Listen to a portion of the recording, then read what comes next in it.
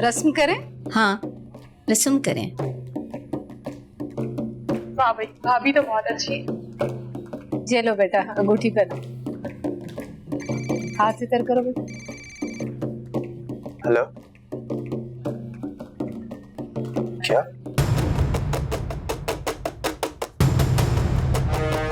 क्या हुआ? अम्मा, वो नजफ ने सिकंदर भाई से खुला ले लिया। तो हम क्या करें? तुम क्यों परेशान हो रहे हो? ये उनके घर का मामला है, छोड़ो। बैठो, दुल्हन को अंगूठी पहनाओ। क्या बात है? ये नजफ कौन है? वो मेरे शौहर की भांजी है। अगर वो अपने शौहर से खुला ले रही है तो जुबैर का क्या ताल्लुक? कोई ताल्लुक नहीं है बिल्कुल भी। तो फिर आप अपने बेटे से कहें कि अंगूठी पहनाएं। जुबैर पुत्र, अंगूठी पहनाओ। जुबैर बैठो बेटा, अंगूठी बनाओ। चलो बैठो। हाँ जुबैर भाई। जुबैर मेरी बात सुनो। कहाँ जा रहे हैं जुबैर भाई?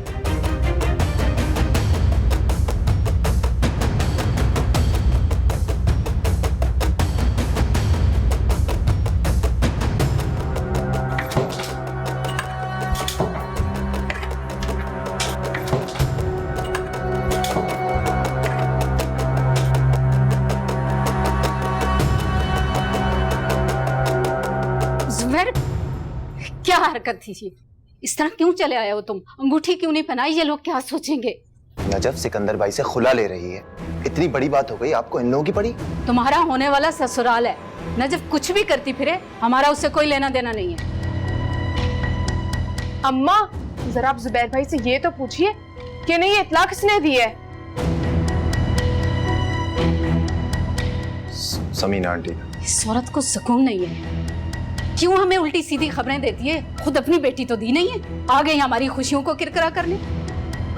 और मेरी बात कान खोलकर सुन लो जुबैर, हमारा अब नजफ से कोई ताल्लुक नहीं है। आपका नहीं होगा कोई ताल्लुक अम्मा, मेरा है। मैंने कहा ना, सोचना भी मत, दिमाग से ये बात निकाल दो अच्छी तरह।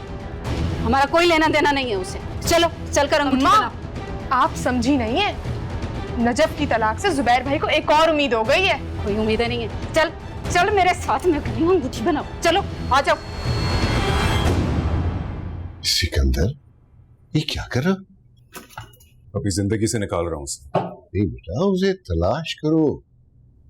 उसे यकीनन कोई बहुत बड़ी गलतफहमी हुई है। वो ऐसी जज्बाती लड़की नहीं है, कोई इंतहाई कदम नहीं उठा सकती। उससे मुझे खुला का नोटिस भिजवाया डैड।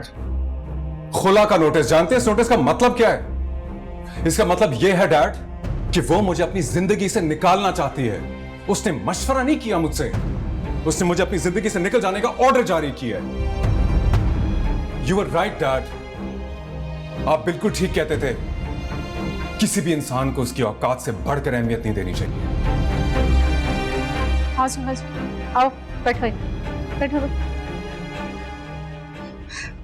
वो बच्चा है ना, परेशान हो गया था अपनी कजन की तलाक की खबर सुन के। मैंने समझा दी है, आप परेशान नहीं होगा। देखें जी, अब हम ये मंगनी नहीं कर सकते, अब आप लोग जाएं। क्या कह रही हैं आप?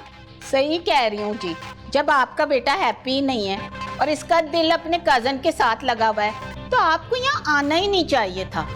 अरे बहन, वो शादीशुदा है इसकी कजन।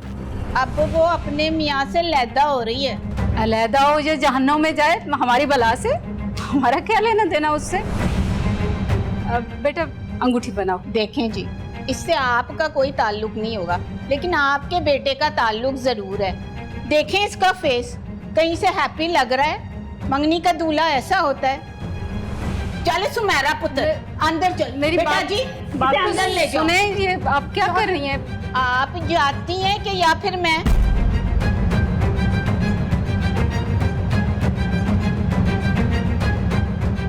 अम्मा।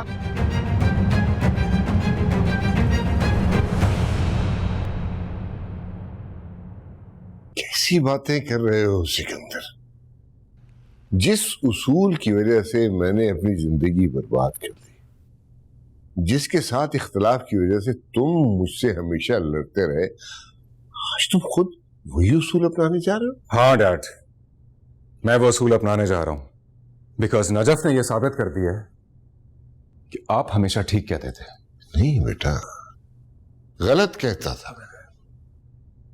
देखो, जिसे हम चाहते हैं ना, उसे सिर्फ मोहब्बत की जरूरत नहीं होती, उसे मान, एतबार, एतमाद की जरूरत होती है। वरना खुद को तन्हा महसूस करता है और ऐसे अकेलेपन में बाज़ औक़ात गलत फैसले कर लेता है। तो आप क्या कहना चाह रहे हैं डैड? मैंने नजफ को एतमाद नहीं दिया। मैं ये कह रहा हूं कि अगर हमारे किसी अपने से कोई गलती हो जाए तो उसे इल्जाम देने से पहले खुद सोच लेना चाहिए कि कहीं हमसे कोई कमी या कोताही तो नहीं हो गई। मुझे नहीं समझ आ रही आप क्या कहना चाह रहे हैं डैड। मैं क्या नजफ को छोड़ दूं? ये तो तुम कर रहे हो। तो फिर बस तुम किसी हेयरिंग में मत जाओ। व्हाट? हेयरिंग में नहीं जाऊंगा तो एक तरफा फैसला हो जाएगा। नहीं, तुम नहीं जाओगे तो नजफ खुद तुमसे राब्ता करेगी।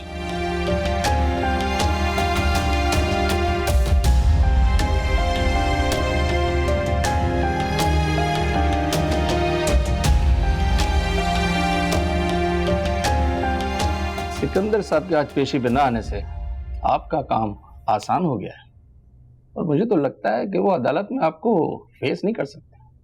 अगर ऐसा होता तो उनका वकील मौजूद होता। अब आप जैसा चाहेंगी वैसा ही होगा।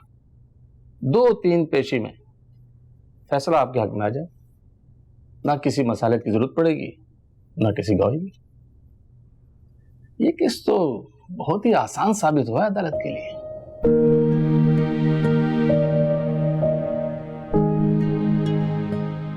ए खुदाया किसी को दे वो न जुदाई, तुझसे बस दिल मांगा काटे है बेपरवाही।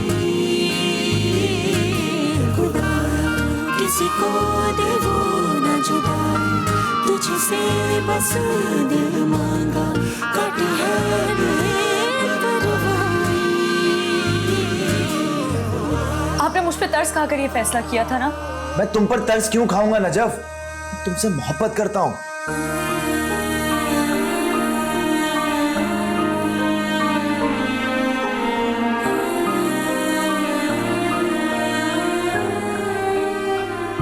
अगर आपको मुझे लेकर नहीं जाना तो ना लेकर जाए, मैं खुद चली जाऊंगी। मेरे होते हुए तुम अकेली नहीं।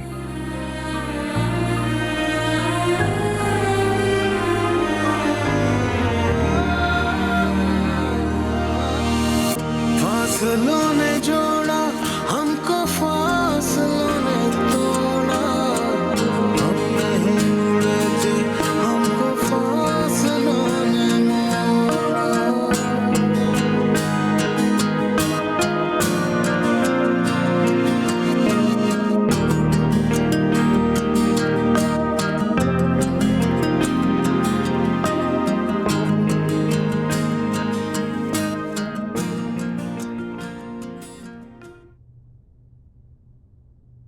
खाना लगाऊं?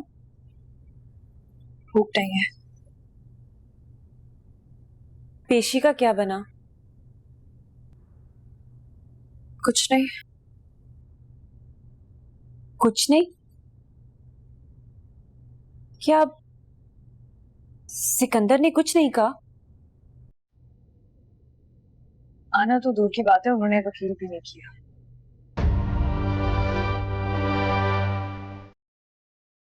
क्यों? पता नहीं अम्मा,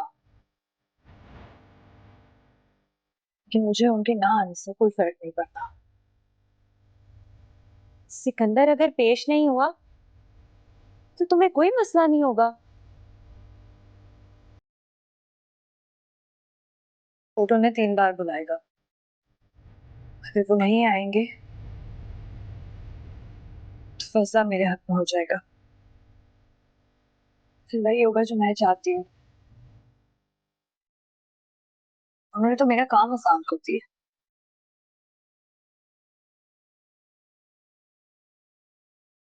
फिर मैं हमेशा हमेशा के लिए सिकंदर की जिंदगी से चली जाऊंगी।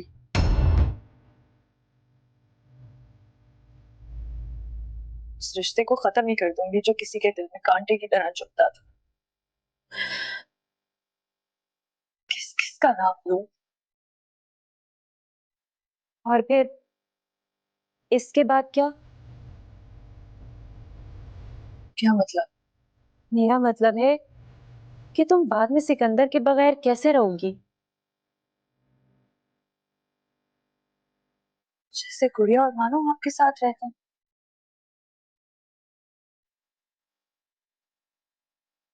मैं भी तो आपकी बेटी हूँ ना। हाँ हो, लेकिन तुम शादीशुदा हो, और शादीशुदा बेटियां माँ बाप के घर में अच्छी नहीं लगती। कैसी अजीब बात है ना अम्मा। किसी की खुशियां छीन कर कभी किसी को सुकून मिलता है? नहीं रजब, एक इंसान की तबाही पर दूसरा इंसान कभी खुश नहीं रह सकता। और अगर हंसता बसता घर उजड़ जाए ना, इस पर तो अल्लाह भी उदास हो जाता है। तुम अपना घर बचा लो नजब। अभी अभी तो एक पेशी बाकी है।